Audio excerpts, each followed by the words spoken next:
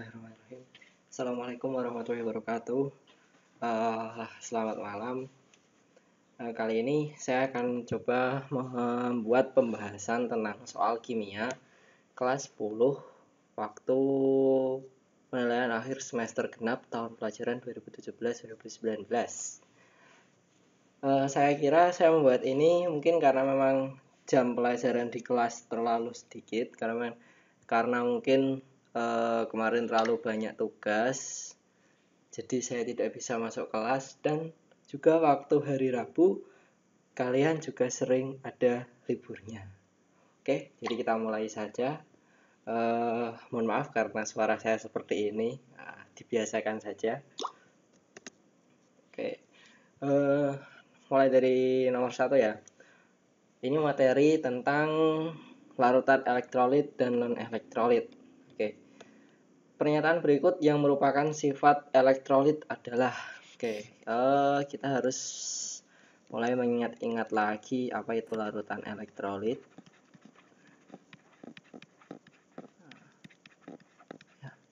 Larutan elektrolit adalah larutan yang dapat menghantarkan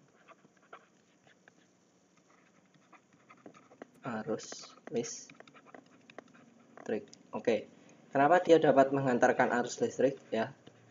Kenapa dapat menghantarkan arus listrik? Karena dalam larutan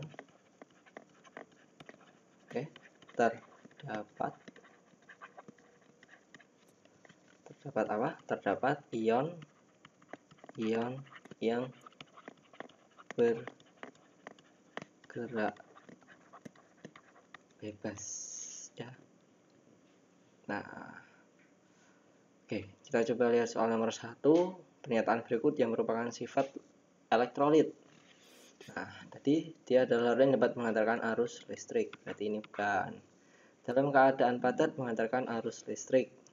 Saya sesuai dengan namanya ya, larutan elektrolit ya. Berarti yang dapat menghantarkan itu hanya dalam bentuk larutan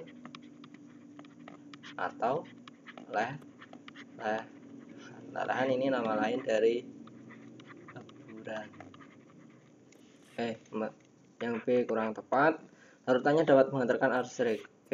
Ya, ini jawabannya langsung ketemu ya. Masih easy, masih intro ya.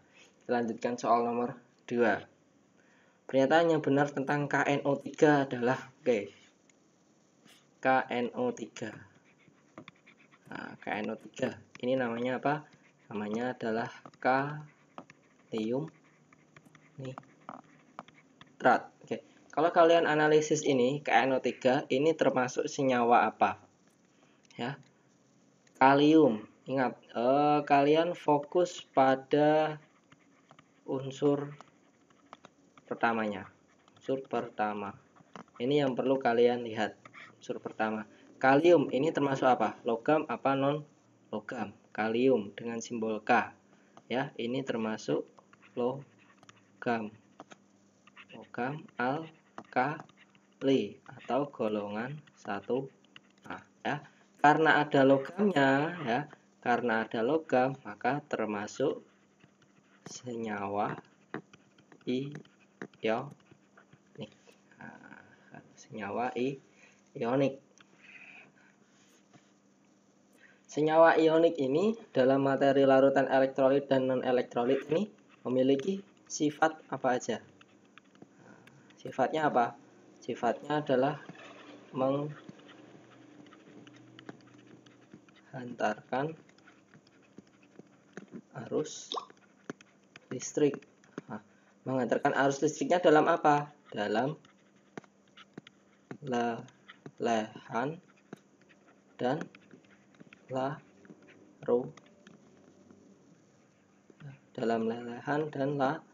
larutannya ya, sehingga padatannya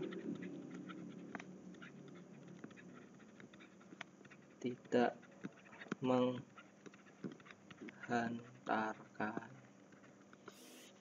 Nomor opsi A salah. merupakan senyawa kovalen nonpolar. Salah ya, karena tadi ada logamnya, maka dia sifatnya adalah senyawa ionik. Lelehannya terionisasi. Nah, dapat menghantarkan listrik dalam lelehan dan larutannya. Ini karena apa tadi? Terionisasi ya. KNO3 ini kalau terionisasi jadinya apa? Jadinya adalah ion K+ sama ion NO3 ya. Inilah yang menyebabkan suatu larutan itu dapat menghantarkan arus listrik. Oke, jawabannya C. D salah, salah ya. Oke, kita lanjutkan. Soal ketiga. NH4 2 kali SO4 dalam air akan menghasilkan ion-ion. Nah, ini adalah materi reaksi ionisasi ya. NH4 2 kali SO4 akan terion menjadi apa? Nah, ingat ya, reaksi ionisasi itu biasanya akan terpisah menjadi dua ya, terpisah menjadi kation dan anion. Terpisahnya di bagian mana? Terpisahnya itu biasanya di tengah-tengah, seperti ini ya. Jadi nanti akan ada dua ion, yaitu NH4 sama SO4. Nah, kemudian kita tukarkan ya, NH4. Nah, NH4 2 kali. 2 ini akan menjadi miliknya SO4, sehingga NH4 SO4-nya adalah 2. Yang belakang akan menjadi anion. Anion itu di belakang, kationnya akan ada di depan. Ini adalah biasa. Nah, sehingga SO4 akan bermuatan 2 minus. Nah, SO4-nya di sini ada berapa? SO4-nya ada 1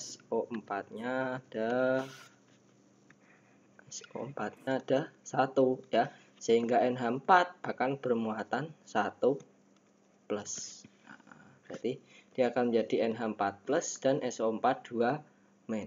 Nah, tinggal di sini NH4-nya ada berapa? NH4-nya ada 2, sehingga koefisiennya ada 2. SO4-nya ada 1, koefisiennya 1. Sehingga NH4 2 kali SO4 akan terionisasi menjadi NH4+ dan SO4 2 min. Ya, jawabannya berarti adalah D. Oke. Lanjutkan. Senyawa kovalen dalam air yang termasuk elektrolit kuat dan non-elektrolit ya. Senyawa kovalen. Ingat, kovalen itu adalah non-logam dengan non-logam ya. Nah, kovalen yang termasuk elektrolit ya, termasuk elektrolit kuat itu adalah senyawa asam kuat ya. Ada berapa senyawa asam kuat? Ada tuh yang termasuk elektrolit kuat, salah satunya adalah senyawa asam kuat. Ada berapa senyawa asam kuat? Itu ada 7. Apa aja? Mulai dari HCl, HBr, HI, HNO3, H2SO4, kemudian ada HClO3 dan HClO4 ya. Sehingga dari sini senyawa kovalen dalam air termasuk elektrolit kuat dan non elektrolit. Elektrolit kuat berarti HCOH, salah ya. H2SO4 kuat, oke benar. HNO3 kuat, benar. HCl kuat, benar. KCl salah ya. Ini ionik ya. Kalau HCOH ini adalah elektrolit lemah. Nah, sekarang pasangannya non elektrolit ya. Kovalen yang termasuk non elektrolit apa aja? Nah, kalau elektrolit lemah itu contohnya ada HCOOH, kemudian CH3COOH ya. Ini adalah asam semut, ya ini asam cuka. Apalagi selain ini ada NH4 Ini adalah salah satu basa. Itu. Berarti, nah kalau NH4OH ini adalah basa. Ini termasuk elektrolit lemah ya. CONH2 dua kali, apa ini? CONH2 dua kali ini adalah nama lain dari urea. Ya, kita lihat yang D, HCl sama HCl4. Kita lihat HCl4 adalah asam kuat ya. Ini kuat, ini kuat. Berarti ini salah ya. KCl ionik C2H5OH ini adalah non elektrolit. Nah, ini kovalen. Elektrolit kuat ada ini, elektrolit lemah ini. Kemudian yang terakhir adalah non elektrolit itu yang mesti satu itu ada yang namanya urea. Urea itu rumus kimianya adalah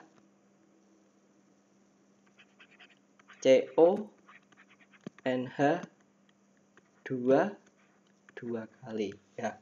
Ini adalah rumus kimia dari urea.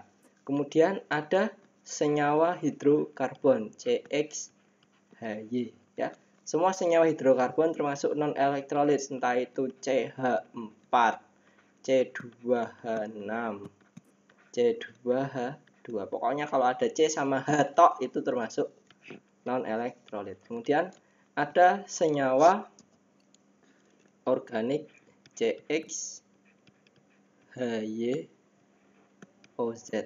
ya. Contohnya apa? C6H12O6 ya. Glukosa ya. Ini termasuk non elektrolit. Kalau di soal nomor 4 ini elektrolit kuat dan non elektrolit contohnya adalah yang kuat itu HNO3, yang non elektrolit adalah urea. Berarti jawabannya C. Oke, selanjutnya nomor 5. Larutan asam klorida HCl 1 molar mempunyai derajat ionisasi yang lebih besar dari asam fosfat 1 molar. Perbedaan tersebut terjadi karena nomor 5. Derajat ionisasi atau disimbolkan dengan alfa. Ini adalah menunjukkan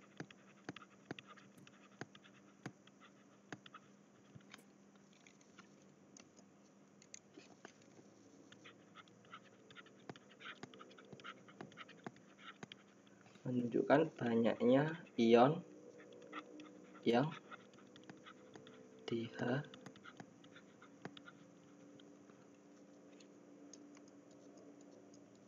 menunjukkan banyaknya ion yang dihasilkan ya, menunjukkan banyaknya ion yang dihasilkan. HCl derajat ionisasinya lebih besar daripada asam fosfat H3PO4.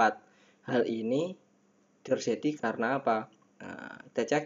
Asam klorida merupakan senyawa ion sedangkan asam fosfat senyawa kovalen. Salah ya. Asam klorida juga termasuk senyawa kovalen. Ya. Konsentrasi ion yang terdapat dalam larutan asam HCl lebih banyak daripada H3PO4. Nah, ini jawabannya yang benar. Ya. Nah, tadi derajat ionisasi menunjukkan banyaknya ion yang dihasilkan. Jika derajat ionisasi HCl lebih besar, ya, alfanya HCl itu lebih besar daripada alfanya H3PO4, maka ionnya HCl lebih besar daripada ion dari H3PO4 ya. Oke, jawabannya B ya.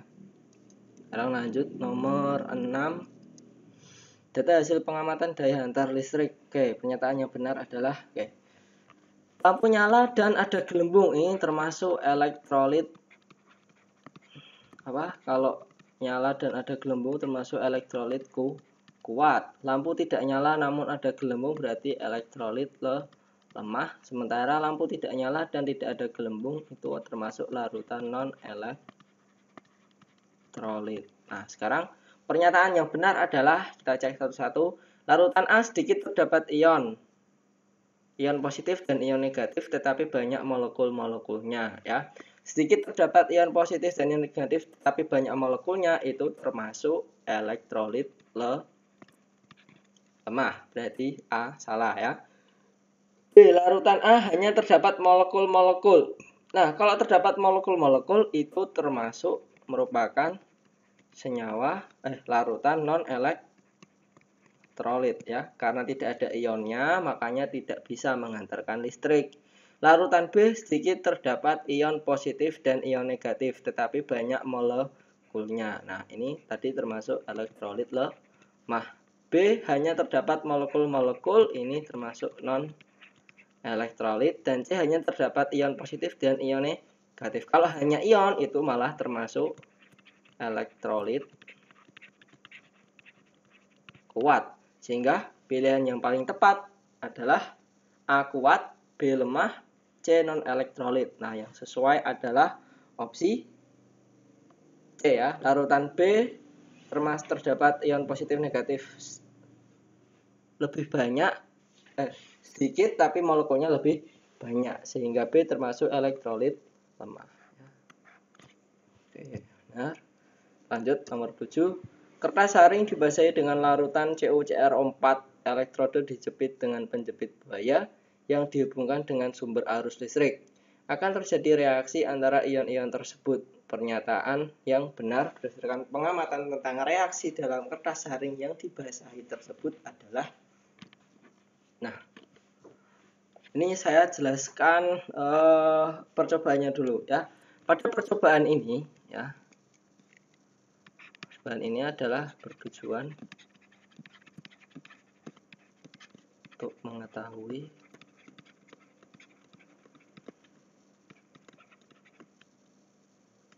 ion-ion yang bergerak dalam larutan.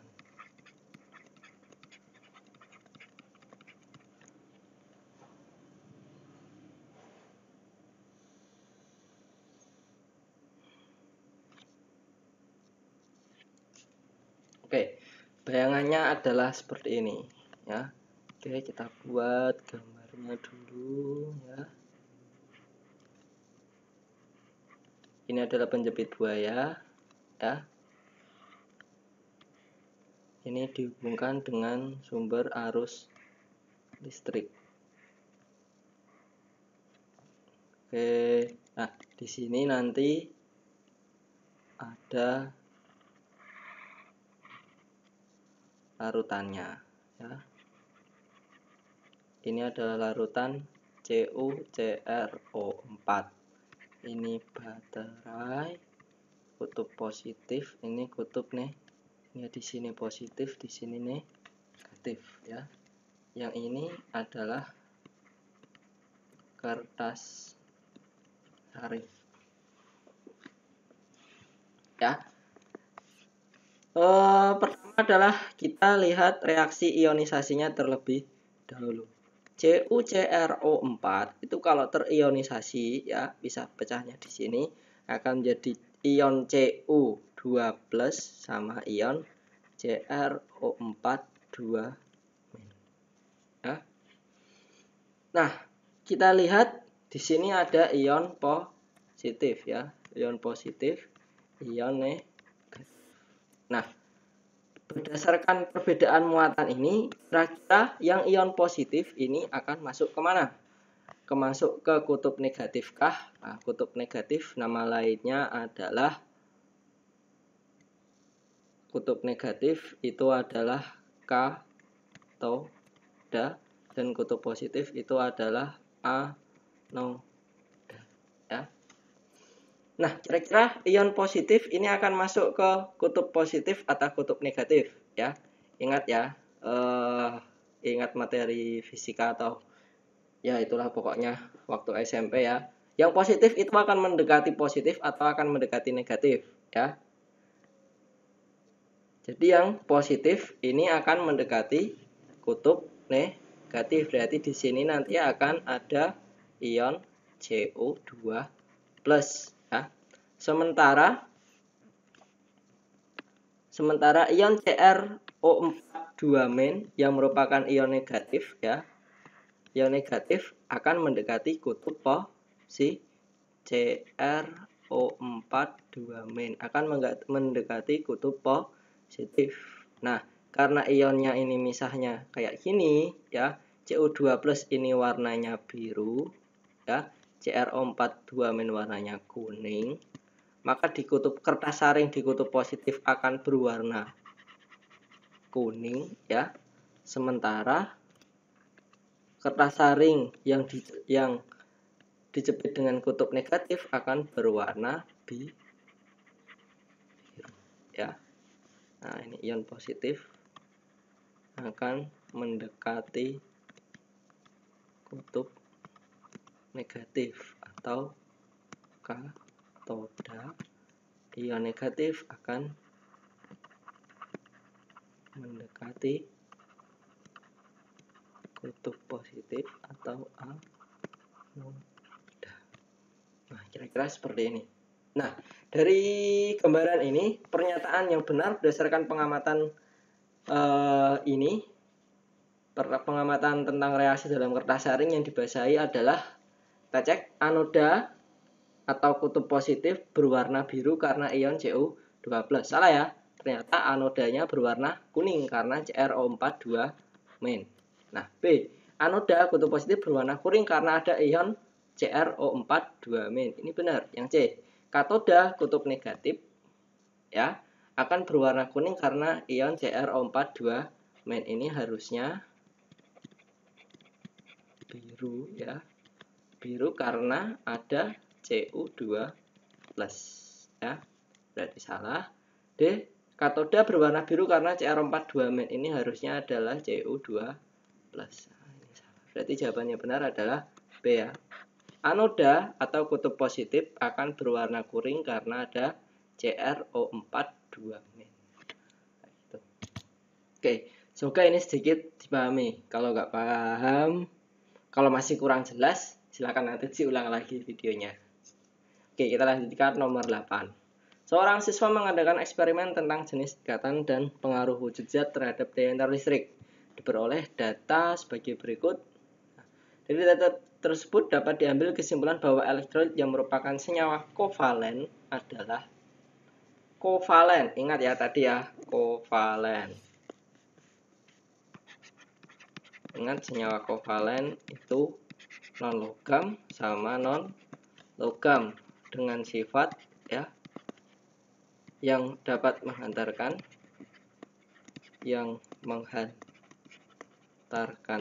listrik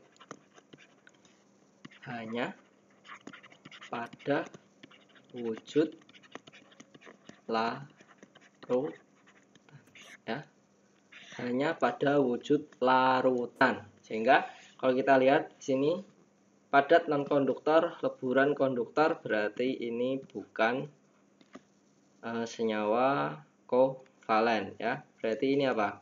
Ini adalah senyawa ionik karena leburannya merupakan penghantar listrik.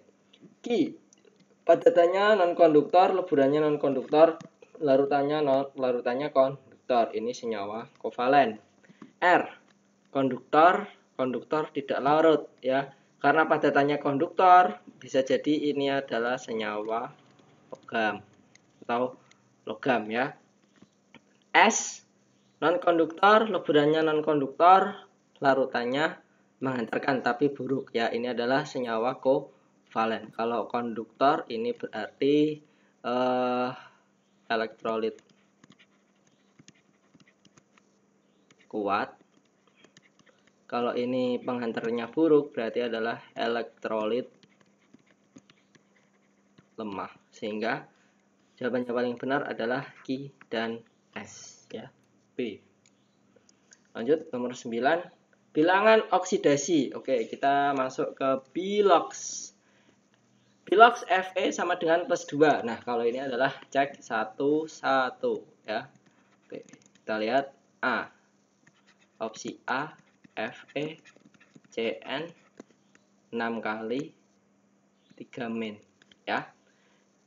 Nah, kita harus tahu dulu, ingat karena kalian sudah mempelajari materi tata nama ion, jadi kalian tahu ion-ion dan molekul yang ada muatannya atau enggak ya. Kita lihat FeCN 6 kali. Nah, ini kalau kalian mau cepat itu membaginya seperti ini ya. Ingat Bilox total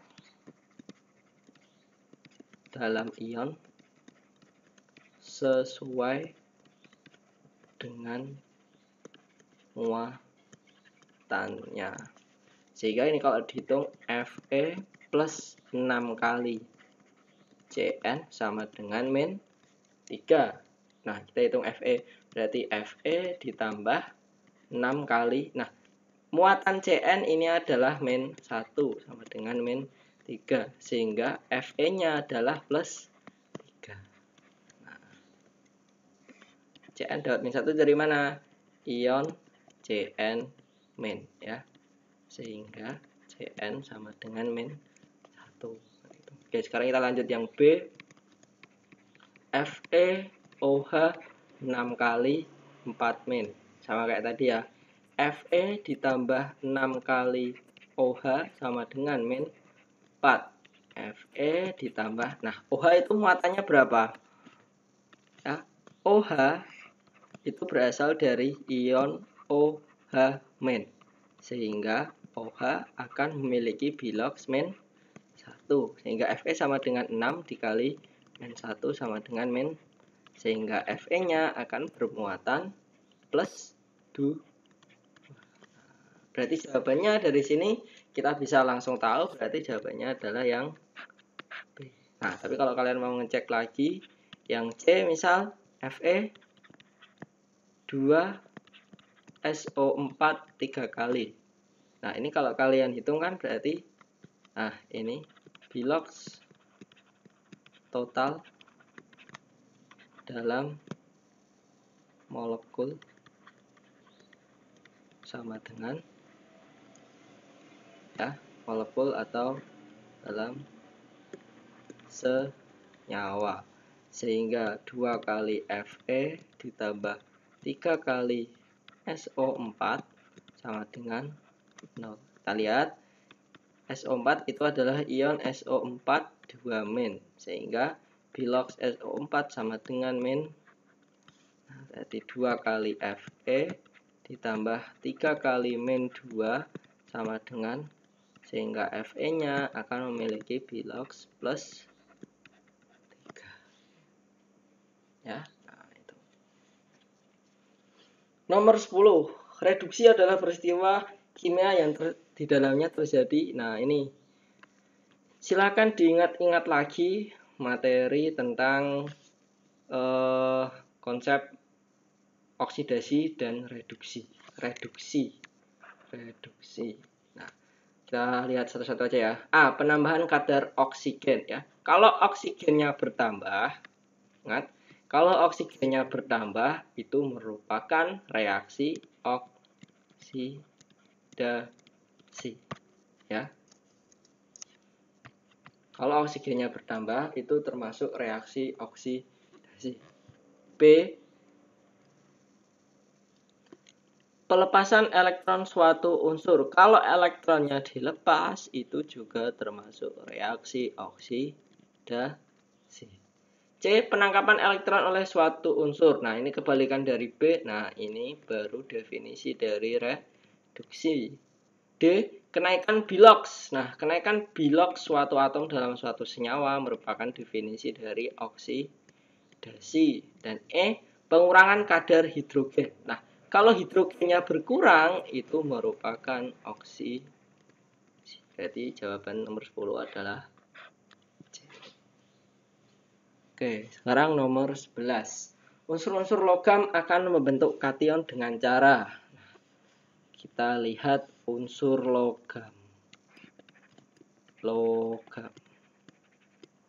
Logam itu dalam tabel periodik berada di sebelah Kiri apa kanan? Kalau logam itu berada di sebelah kiri. Ya. Nah, kalau di sebelah kiri itu nanti termasuk elektro positif apa negatif? Berarti adalah ini ke elektronegatifannya kecil apa besar? Berarti kalau di kiri berarti ke elektronegatifannya kecil. Nah, karena ke elektronegatifannya kecil berarti dia akan lebih mudah melepas elektron. Nah, kalau lebih mudah melepas elektron akan membentuk ion positif. Yang positif nama lainnya kation. Ya. Sehingga nomor 11 jawabannya adalah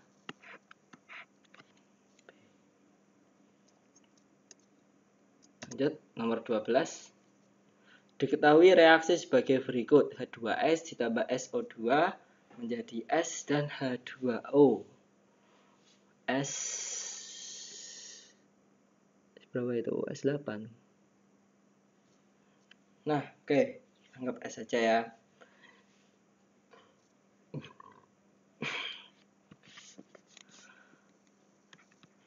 Nah, karena ini sudah masuk reaksi redoks, maka kita harus mengerti, harus bisa menentukan bilangan oksidasinya.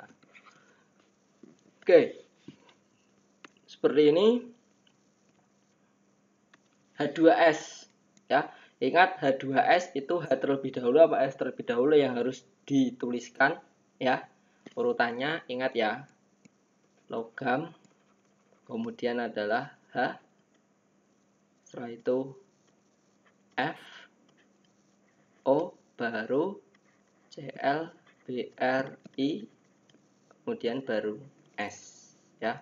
Logam ini selalu positif, ini biasanya plus 1, F itu selalu min 1, ya. O itu biasanya min 2, ClBri biasanya min 1, dan S itu biasanya min 2. Karena H2S itu adalah duluan H, maka H-nya adalah plus 1. Kali 2 jadi plus 2. Karena dalam molekul itu sama dengan 0, agar menjadi 0, maka S-nya min 2. Dibagi 1, min 2. SO2. S sama O duluan mana? Duluan O, maka O dulu. O-nya itu biasanya min 2. Dikali 2 jadi min 4. Sama dengan 0, maka S-nya adalah plus 4. Nah, di sini S-nya plus 4. Nah, kalau S-nya jomblo seperti ini sendirian, maka biloxnya otomatis 0. H2O, ingat H2O itu biloxnya mesti H plus 1, O min 2. Dari mana? Plus 1 kali 2 itu plus 2. Sama dengan 0, maka O-nya harus min 2. Nah, kita lihat di sini. Bilox yang berubah hanyalah biloxnya S, ya. Dari min 2 menjadi 0, ya, sama min 4 menjadi 0. Nah, reaksi demikian ini termasuk reaksi konproporsionasi, di mana reaksi konproporsionasi itu adalah hasil oksidasi dan hasil reduksi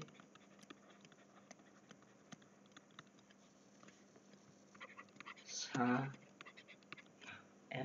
Min 2 ke 0 ini berarti naik oksidasi, plus 4 ke 0 berarti turun reduksi.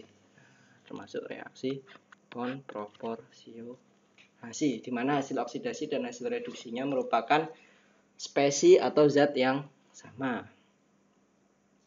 13. Larutan CuCl2 merupakan larutan elektrolit yang terionisasi menjadi Cu2+ dan Cl-.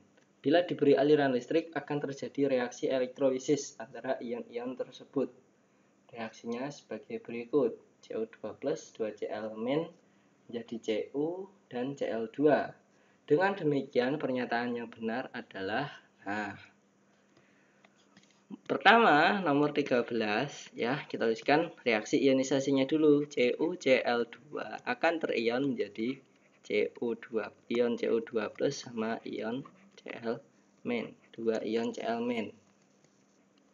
Nah, setelah terelektrolisis Cu2 plus ditambah 2 Cl- akan menjadi Cu sama gas Cl2.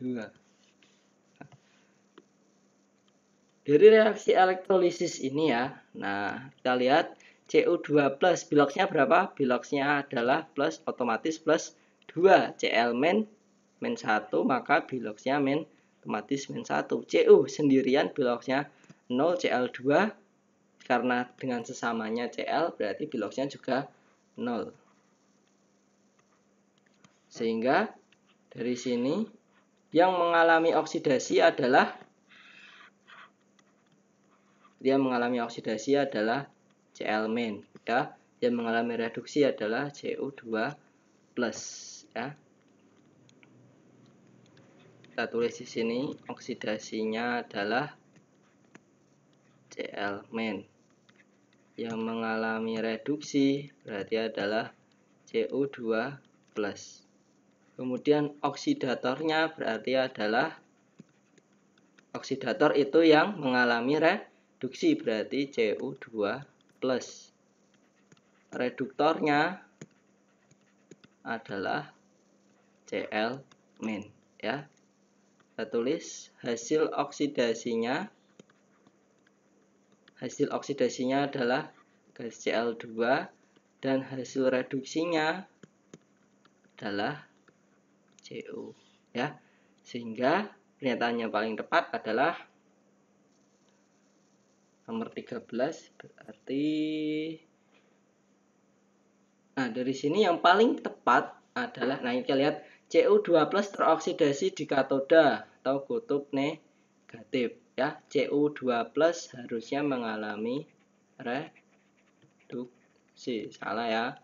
Cl- tereduksi, Cl- harusnya mengalami oksidasi. Ini juga jawaban yang paling tepat adalah, oksidatornya harusnya adalah Cu2 plus, reduktornya harusnya Cl-. Ini Cu2 plus, ini Cl-. Sehingga jawaban yang paling tepat adalah C. Reaksi elektrolisis termasuk reaksi redoks, ya.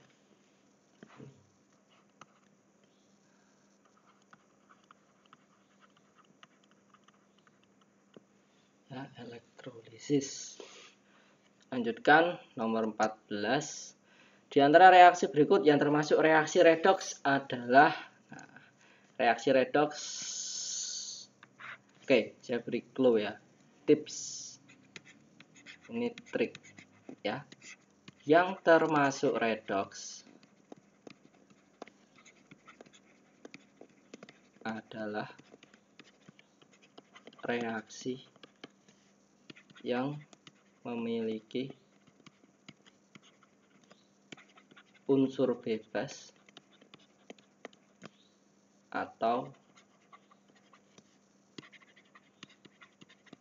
molekul unsur.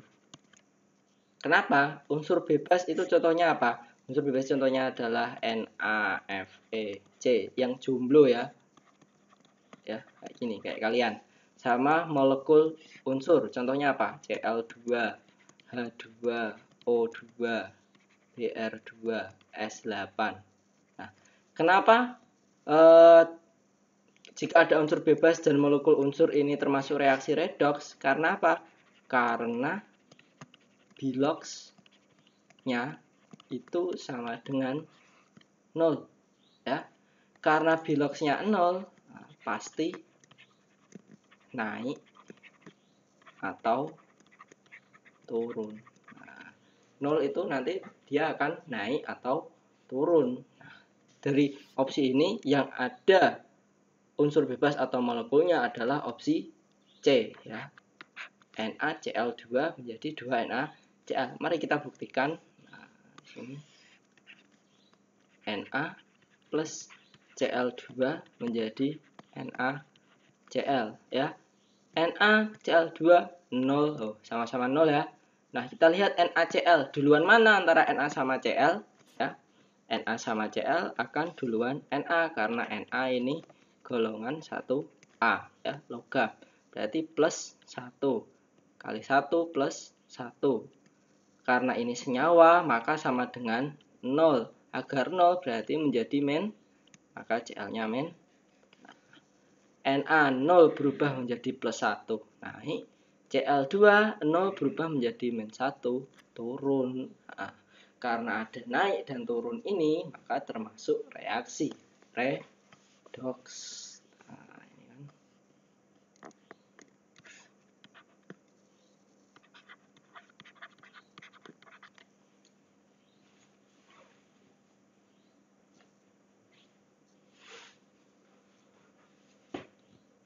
Oke. Sekarang nomor 15. Jika tembaga 2 sulfida dioksidasi oleh setengah mol ion nitrat dalam suasana asam menurut reaksi, maka zat hasil oksidasinya adalah. Nah, kalau ada soal seperti ini jangan getar dulu ya. Ini sebenarnya mudah-mudah gampang. Mudah-mudah sulit mudah. Ya, pokoknya gitulah ya. Nah, karena kalian sudah mempelajari materi stoikiometri ya, sudah ada mol-molan kemarin ya. Jadi ini bisa kalian kerjakan. Nomor 15 ya. Pertama kalian tulis reaksinya dulu. 3CuS ditambah 2NO3- ditambah 8H+ menjadi 3Cu2+ ditambah 3S ditambah 4H2O tambah 2NO. Nah, jika tembaga 2 sulfida CuS ya dioksidasi oleh setengah mol ion nitrat. Nah, NO3- ini setengah mol. Maka zat hasil oksidasinya adalah, nah dari sini yang mana yang merupakan hasil oksidasi? Nah, itu kalian harus tahu bilox-biloxnya lagi ya. Bilox itu penting ya. CuS kira-kira apa dulu? Nah, dari sini ya. Logam HFOCl Bri kemudian S. Karena nggak ada logam HFOCl Bri maka kita dulukan S. S biasanya min 2. Karena S-nya min 2 maka Cu-nya plus 2. NO3- duluan O. O min 2 dikali 3 jadi min 6. Agar menjadi sama dengan min 1 sesuai muatannya maka N-nya harus plus 5.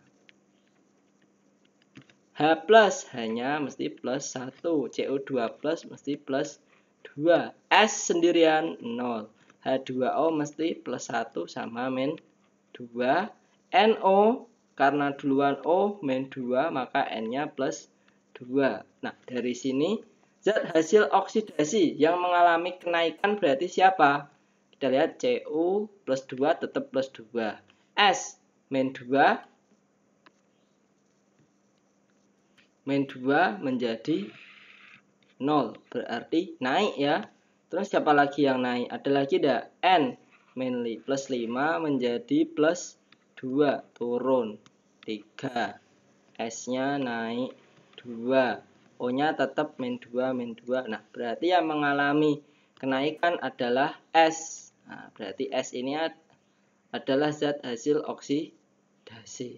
Nah, sekarang kalau NO3- ini setengah mol, maka S-nya berapa mol? Kita lihat koefisiennya 3, NO3- koefisiennya 2, sehingga 3/2 dikalikan setengah. Hasilnya adalah 0,75 mol S.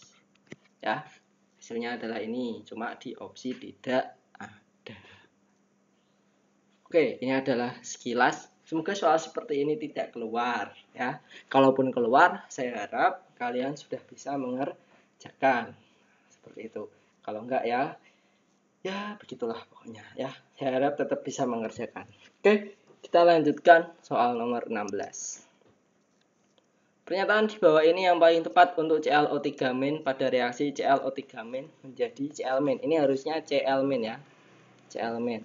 Ya, kita tulis ClO3 min menjadi Cl min. Oke, kita harus tentukan biloknya terlebih dahulu.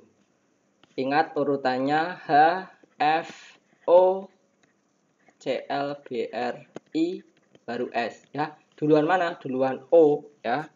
Maka kita tentukan bilok O terlebih dahulu. Min 2 kali 3 min 6. Karena dia min 1 berarti sama dengan min 1. Agar menjadi min 1 maka Cl-nya plus 5. Cl min otomatis min 1. Nah, Cl ini berubah dari plus 5 menjadi min 1. Dari plus 5 menjadi min 1 itu turun sebanyak 6 ya. Nah, karena turun berarti mengalami reduksi. Nah, yang mengalami reduksi ini disebut sebagai apa? Oksida. Nah, reduksi itu melepas atau menangkap elektron. Nah, reduksi itu menangkap elektron. Sehingga dari opsi ini yang paling tepat adalah oksidator karena menangkap elektron sebanyak 6.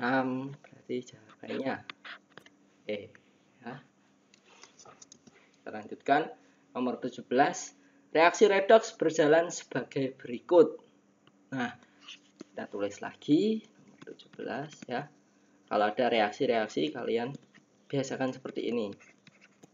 CuSO4 menjadi ZnSO4 plus Cu. Oke. Tentukan biloks-biloksnya terlebih dahulu. Sendirian jumlah mesti 0, Cu juga 0 ya. CuSO4 kita nggak tahu Cu itu berapa, S berapa, O berapa, S berapa, O-nya berapa. Nah, dari sini karena ini adalah senyawa ionik bisa kalian pecah. Kalian sudah mempelajari materi tata nama ion. Ini kalau terion jadinya adalah Cu sama SO4. Nah, SO4 itu berapa? SO4 itu 2 min. Maka pasangannya agar netral seperti ini, Cu-nya harus 2 plus. Nah, seperti itu. Begitu pula dengan ZnSO4. Dia akan menjadi Zn2 plus sama SO4 2 min. Oke, sekarang kita lanjutkan tentukan biloksnya. Karena Cu di sini Cu2 plus, maka biloksnya mesti plus 2. SO4 2 min, kita hitung O-nya min 2 kali 4 min 8. Agar menjadi min 2, S-nya plus 6. Nah, karena bentuknya sama ya, maka biloksnya juga akan sama. Nggak perlu kalian hitung lagi, capek-capek ngapain ya. Hemat waktu, plus 6 min 2. Zn karena plus 2, Zn 2 plus maka plus 2. Nah, kita lihat di sini Zn berubah dari 0 menjadi plus 2. Berarti dia mengalami oksidasi. Ya. Cu dari plus 2 menjadi 0. Ya, maka dia turun mengalami reduksi. Nah, dari sini maka yang kesimpulan yang paling tepat adalah kita cek ya, Zn merupakan reduktor yang kuat daripada Cu. Zn ini mengalami oksidasi. Oksidasi berarti dia merupakan reduktor. Cu mengalami turun. Turun itu reduksi. Karena reduksi berarti dia tidak sebagai oksidator. Nah, A, Zn reduktor yang kuat daripada Cu. Benar. Kita cek yang B. Zn di anoda menerima elektron dari Cu. Zn itu oksidasi. Oksidasi itu melepas elektron. Sementara reduksi ini menerima elektron. Sehingga yang B salah ya. Salahnya di mana? Ini. Cu lebih mudah teroksidasi daripada Zn. Cu ini reduksi ya, berarti turun, salah. D. Zn lebih mudah menerima elektron. Zn itu melepas elektron, salah. Zn terletak di katoda, salah ya. Karena katoda itu selalu reduksi.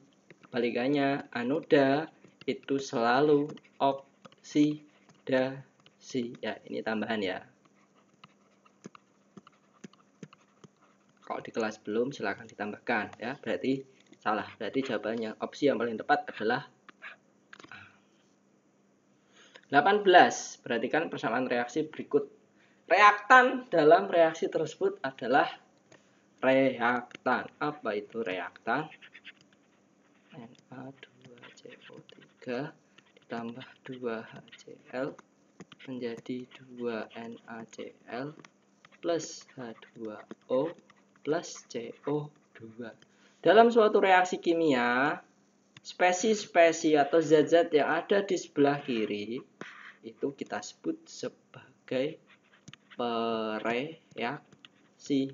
Sementara yang di kanan disebut sebagai hasil reaksi. Nah, nama lain dari reaksi ini adalah reaktan. Hasil reaksi nama lainnya adalah produk.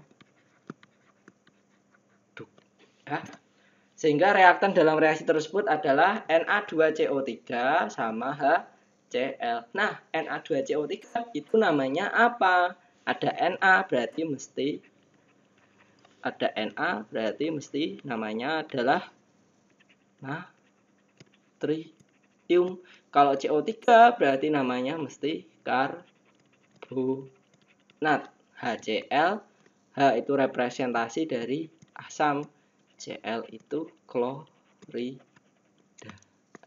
NaCl natrium, Cl itu klorida. H2O itu air, CO2 kalian mesti sudah hafal apa? Karbon dioksida. Sehingga jawaban yang paling tepat adalah natrium karbonat dan asam klorida.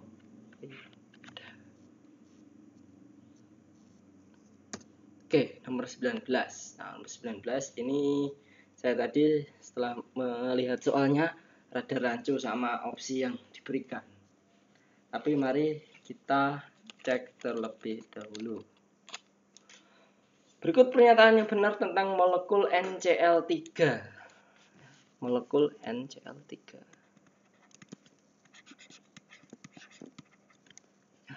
Molekul NCl3 ini tersusun atas satu atom N dan 3 atom Cl.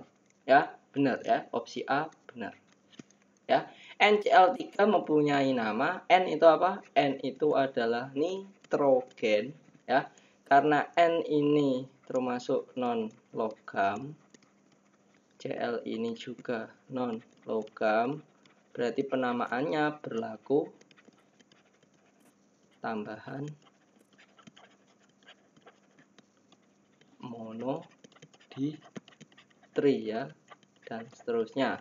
Sehingga namanya adalah nitrogen, Cl-nya ada 3, berarti triklorida. Ya, betul. NCl3 mengandung ion yang bermuatan -3. Ya, itu mari kita cek terlebih dahulu. NCl ya, 3. Sesuai dengan urutan HFO, ClBrI, kemudian ada S yang kita dulukan siapa?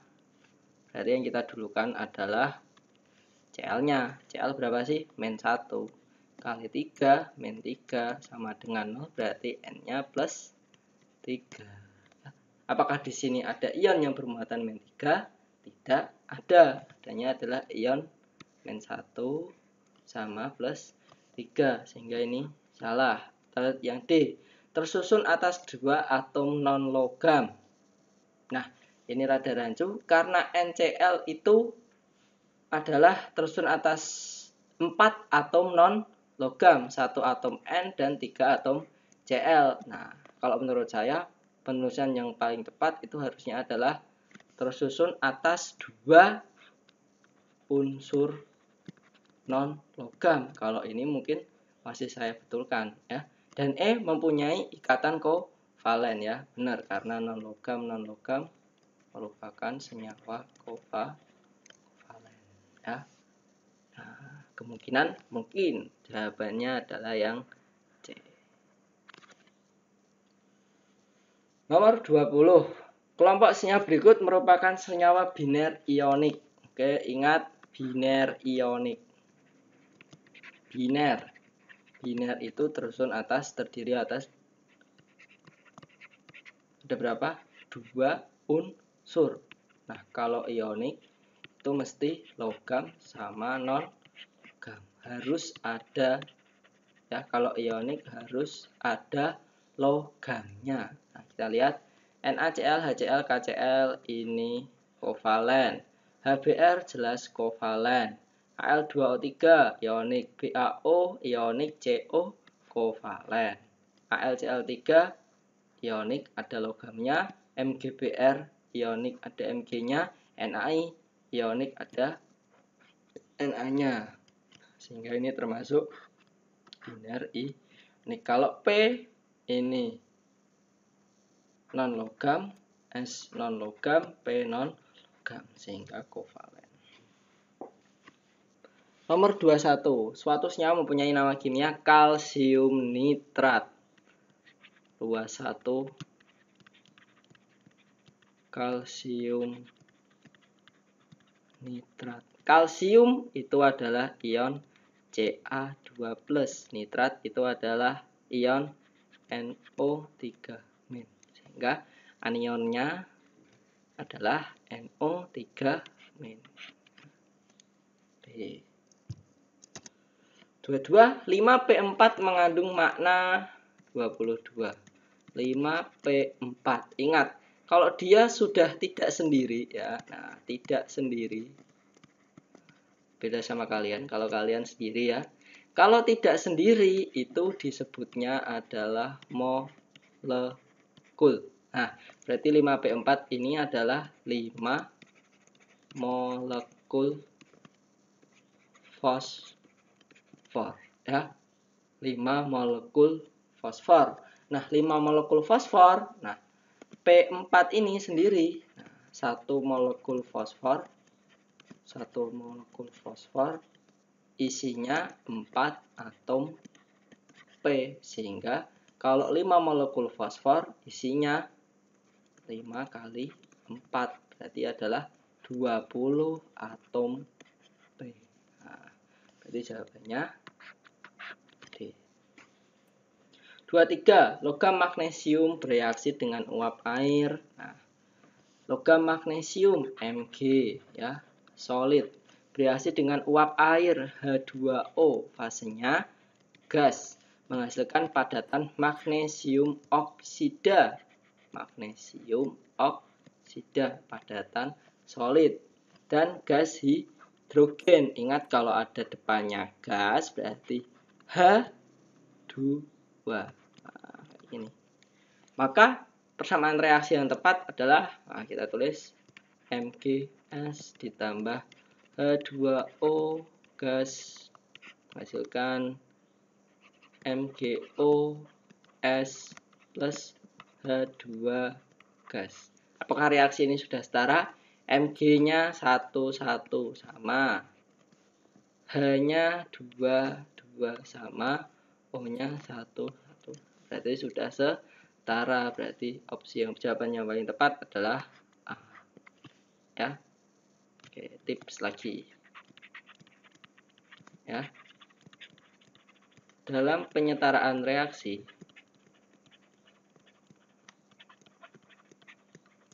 ya, atom H dan O cek terakhir. Cek paling akhir ya. Ini O-nya yang paling akhir. Seperti itu. Lanjut. lanjutkan nomor 24. Reaksi pembakaran gas asetilena dapat dituliskan sebagai berikut. Nah, oke, persamaan penyetaraan reaksi kimia yang baru saja saya omongkan tadi. C2H2 plus O2 menjadi CO2 plus H2O. A, B, C, D. Ya. Ingat, atom C di ruas kiri ada 2A, yang di ruas kanan ada C. Ya. Atom H di ruas kiri ada 2 kali A, yang di ruas kanan ada 2 kali D. Atom O di ruas kiri ada 2 kali B, di ruas kanan ada 2 kali C ditambah D. Ya, seperti ini. Nah, kita misalkan A sama dengan 1, sehingga 2A sama dengan C. 2 kali 1 sama dengan C, sehingga C-nya sama dengan 2. Nah, kita punya ini. Sekarang lanjutkan. A sudah, kemudian adalah B.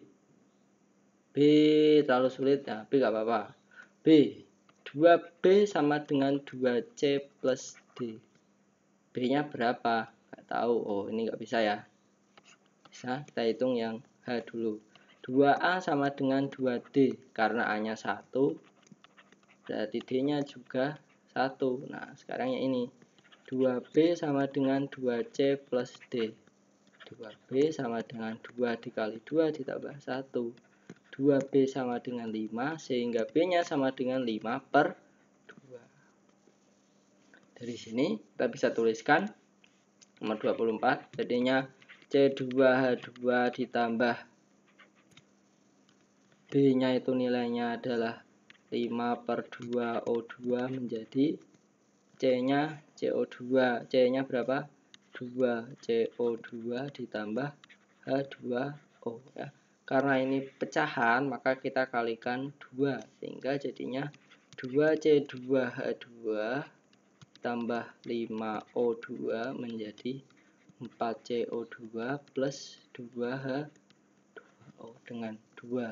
A-nya 2, B-nya 5, C-nya 4, D-nya opsinya adalah C. Ya. Kalau soal ada seperti ini, kalian bisa dengan cara cepat adalah cara coba aja, gak apa-apa. Nah, itu. Sekarang oke, ini yang terakhir aja. 25, perbandingan massa unsur-unsur dalam suatu senyawa adalah tetap. Hal ini dikemukakan oleh teorinya siapa? Ini adalah teorinya Proust. Ya. Kalau Lavoisier itu adalah kekekalan massa. Avogadro itu adalah jumlah molekul atau partikel. Kalau Dalton itu kelipatan berganda. Kalau Gay-Lussac itu adalah gas. Oke, nah nanti kita lanjutkan lagi. Istirahat terlebih dahulu, minum-minum kalau kalian mau, kalau kalian haus ya. Kalau kalian buka video ini waktu puasa ya jangan minum ya, kayak gitu nanti batal.